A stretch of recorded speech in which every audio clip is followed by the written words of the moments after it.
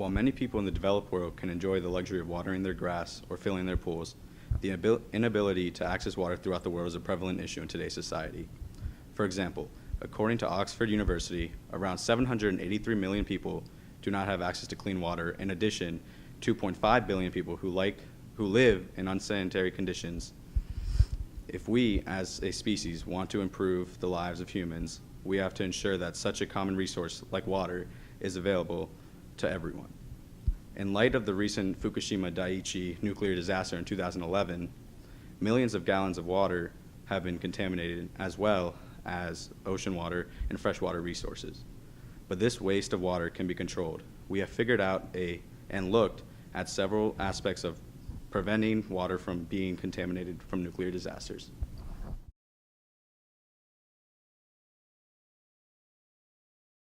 The chemistry team will discuss iodine-131 and cesium-137 released during Fukushima Daiichi and the relative half-lives, dangers, and methods of removal from water, as well as how thorium can be used as an alternative to uranium in a nuclear reactor. The Fukushima nuclear disaster that occurred in 2011 after the Tohoku earthquake and tsunami in Japan caused radioactive isotopes to be released into the sea.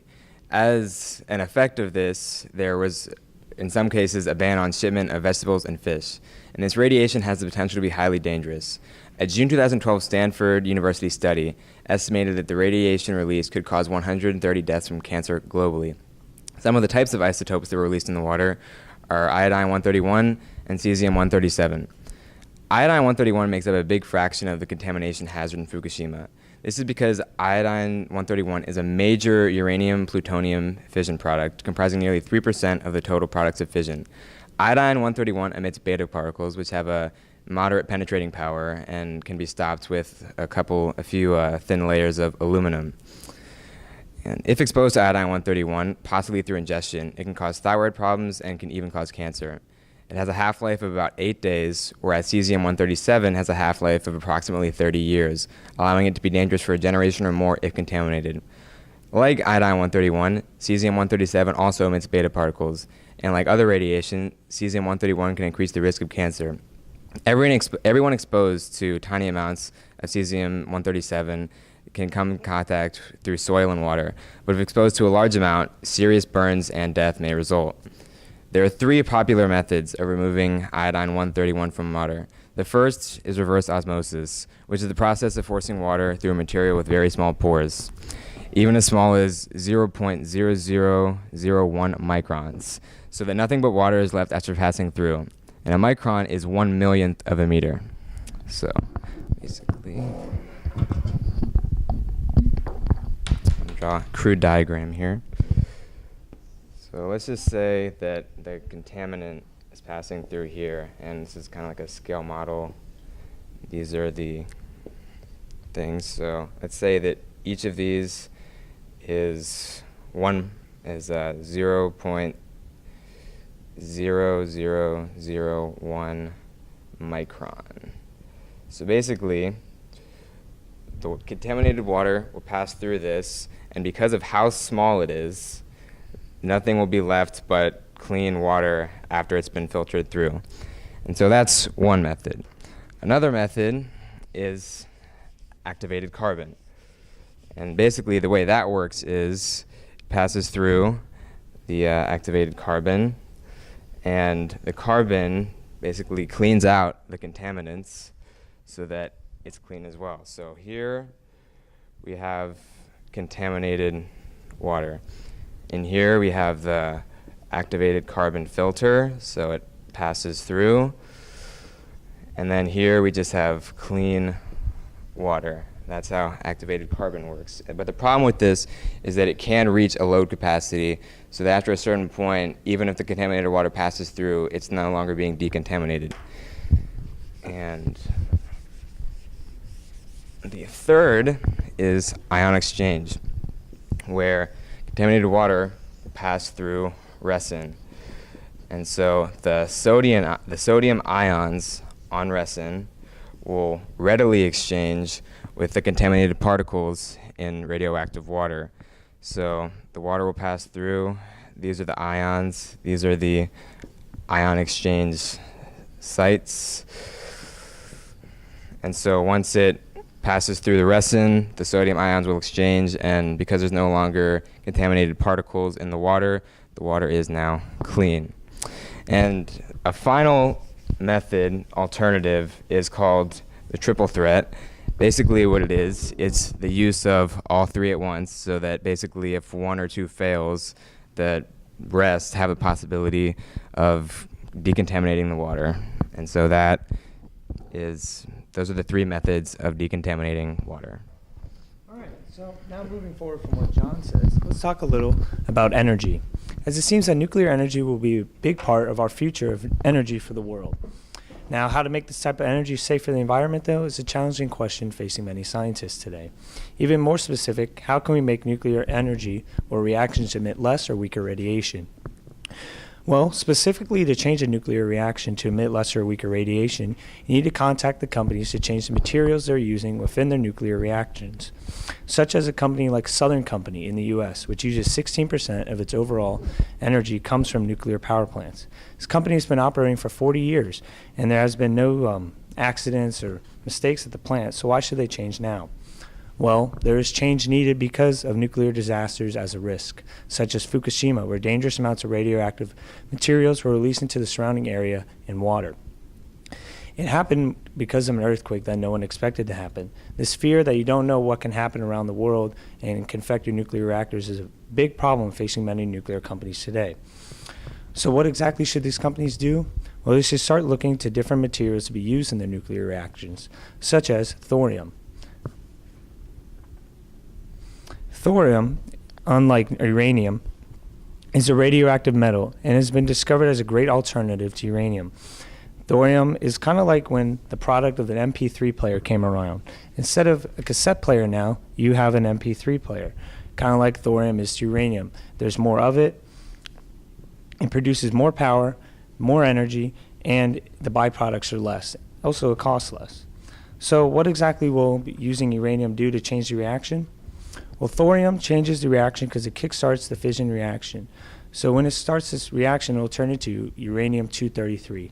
This uranium-233 will almost instantly fizz into the reaction, which causes no byproduct. With no byproduct, this means the reaction will have less waste into the environment. So in case there's a spill into the environment, it will be smaller and less radioactive. The amount of positives that there are out there for thorium is very high, but there are a few drawbacks. One of the main drawbacks is that it has not been commercially used yet, as any type of nuclear reactors have it within their reactions. The reason is this because you need nuclear reactors that do molten salt reactors. These molten salt reactors are new and upcoming type of reactors, which provide even more benefits when paired with thorium. These type of reactors produce less weight and operate a lot more efficiently than the previous light water reactors.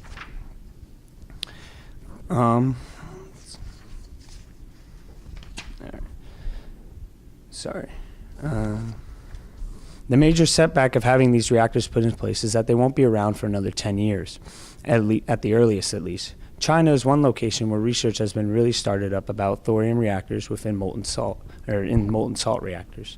Although this is great to hear, the U.S., however, has not started any research and will stay with their light water reactions. So to change these, however, I believe that going through a process of installing all these molten salt reactors across the world, even though it's not in the U.S., will start to bring a positive impact to the nuclear energy world, as they will see the many benefits that it provides. So definitely not in the near future will we have the immediate impact of seeing thorium used in reactors instead of uranium to provide a much safer reaction where there's no waste provided in release, so that in case of a nuclear disaster, the materials released into the environment are not as harmful. This will help our water supply because it is very important to keep the water that we have around the world safe and clean. Thank you.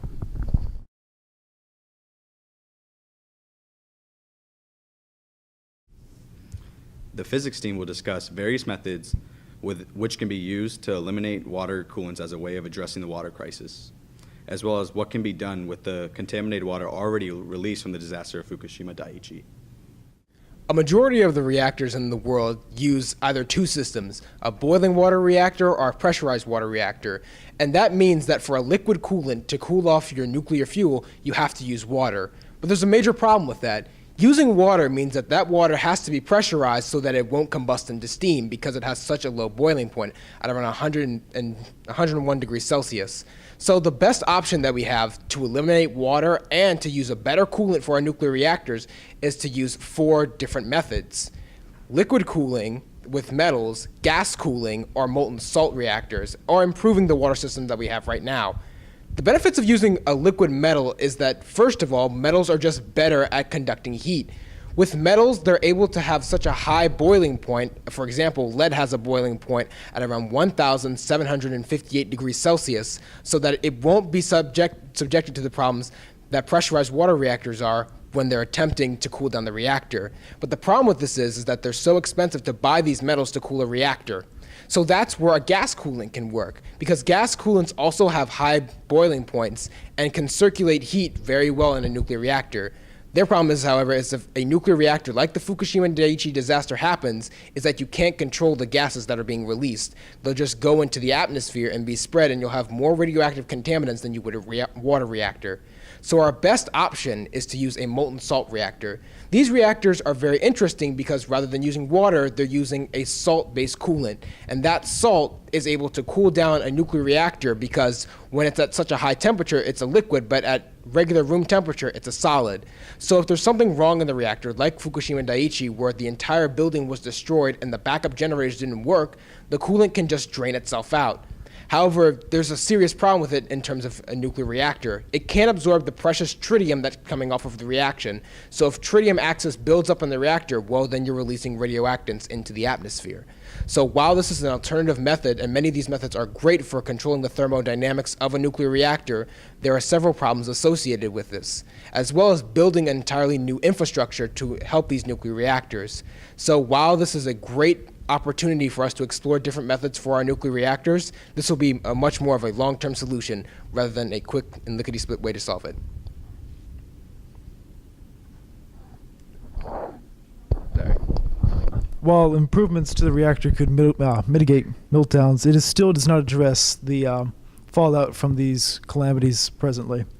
The fallout from Fukushima Daiichi dispersed significant quantities of cesium-137 and iodine-131 into the surrounding environment, including the ocean. The presence of these radioisotopes requires a filtration to physically separate it from the water to allow pure solvent to be released correctly into the ocean. In the case of Fukushima Daiichi, 400,000 liters of irradiated water are released per day into the ocean, because of the overwhelmed installed containment capacity that Fukushima Daiichi nuclear reactor possesses. Reverse osmosis is most likely has proven itself to be the most likely method of filtration for these radioisotopes because of its ability to remove radioisotopes at a 99% effectiveness and to deal with large amounts of water, as in the case of Fukushima Daiichi. The method is based off of the forward osmosis, which relies on a large osmotic pressure differential to allow a solvent to flow across the semipermeable membrane. Reverse osmosis reverses the process by applying a pressure to the solute side of a system, reversing the flow of the solvent, separating the solute and solvent, creating pure water and the radioisotopes. The membrane used in reverse osmosis is based on the exclusion, restricting the size of larger heavy metals or radioisotopes such as cesium-137, allowing the water to freely flow through the membrane. The final product of reverse osmosis will be pure water and radioisotopes, allowing them to be correctly disposed of and mitigating natural disasters in future meltdowns.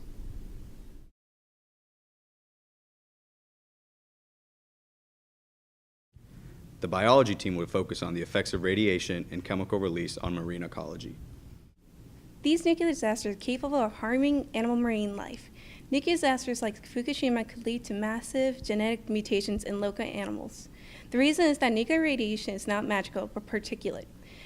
It consists of lots of tiny bits of matter shooting out of unstable atoms. Those bits can sometimes have enough mass and energy to penetrate our skin and enter living cells, where it can randomly damage genetic materials.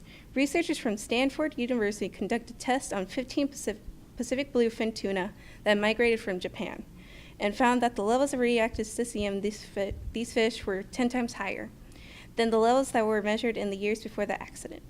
This source of concern, since the genetic damage caused by these radioactive materials can create bizarre mutations, which can then be passed off to offspring. Animals that were exposed to radioactive material can disrupt food chains, since they can either die, which can harm the food supply of other consumers, or will be eaten, which will pass the radioactive material up the food chain. Radioactive material from power plants are able to hurt people because of the fact that they are ionizing, which means that the energy from the radiation is able to remove electrons from atoms. This can result in the impediment of enzymes and their ability to work. There are two types of radiation: stochastic, which is chronic and low-level exposure, and non-stochastic, referring to high-level bursts of radiation. It can cause burns, hair loss, skin burns, and weak internal organs. If the radiation dose is extreme enough, death can result. Occasional exposure to low levels of radiation is harmless. However, if exposed to a large amount, death can occur, and even worse, cancer. Cancer is the phenomenon when cells reproduce uncontrolled. Radiation affects the atoms in the body, causing an ionized, splitting at one atom to two ions, and a patient may suffer effects from radiation weeks or even years after exposure. The principal kinds of ionizing radiation are alpha, beta, and gamma. Alpha particles are helium nuclei consisting of 2 protons and 2 neutrons and are emitted from naturally occurring heavy elements. They are intensely ionizing but cannot penetrate skin. Beta particles, however, are more energetic. They can penetrate skin, but they are still easily shielded against. Skin alone cannot stop them. However, it can penetrate a little way into cells and cause extreme damage. Gamma rays are the worst kind of radiation. They have the highest energy and can penetrate even feet of dirt. Special gear is required to handle materials that release gamma radiation. The effects of radiation can be seen in the marine ecology. Radiation can escape and leak into the waters, caused by the release of coolants from nuclear power plants and from nuclear meltdowns. Radiation can travel up the food chain, as it is easily absorbed by even the lowest level, trophic level organisms. As these organisms are eaten by higher trophic level organisms, the radiation passes on to a higher level. Physiological and genetic damage in both animals and plants can occur. Meiosis and mitosis, the process of which cells grow, reproduce, and repair themselves, can be affected. Ecological and survival disadvantages can occur from these effects. For example, an animal may not have strong enough bones in order to break the skin of their prey. Radiation sickness is also a possibility in humans. Internal bleeding, inflammation, stomach ulcers, fever, fatigue, dehydration, skin lesions, and even death are possible results. Seafood can be irradiated, as seen in Japan's local marine life. The level of radiation in tuna near Japan has increased to levels 10 times higher than previous years. This issue is widespread. Tuna found near California has been found to have radiation resulting directly from Fukushima. Waters can remain irradiated for decades at a time, and we need to find a way in order to fix these issues before it gets out of hand. Okay. So I'm going to talk about the effect of radiation on plant life, specifically coral reefs. So radioactive disasters contribute great destruction to underground aquifers and prevents plant growth underwater. So when pollutants are released, nutrient levels such as nitrates and phosphate in the water increases, and this leads to eutrophication. Eutrophication is the enrichment of bodies of water which promotes the growth of algae.